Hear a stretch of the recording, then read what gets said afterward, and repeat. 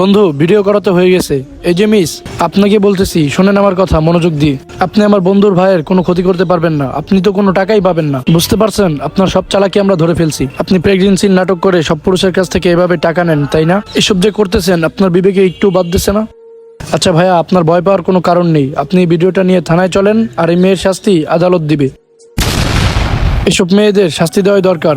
এসব মেয়েরা প্রেগনেন্সি নাটক করে ছেলেদের ইমোশনাল নিয়ে খেলে, তাদের থেকে লাখ লাখ টাকা হাতিয়ে নেয়, বুঝতে পারছেন ভাইয়া? আজকে আপনার ভাইয়ের জন্য আপনি বেঁচে গেলেন। নয়ন প্লিজ, তুমি তোমার ছোট ভাইয়ের ফ্রেন্ডকে বলো না এই ভিডিওটা ডিলিট করে ফেলতে। আমি এরকম ভুল আর কখনোই করব না।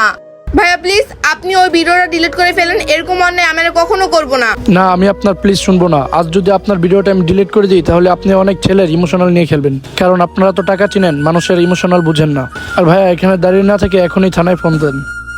হ্যাঁ, আমি এখনই থানায় ফোন দিচ্ছি।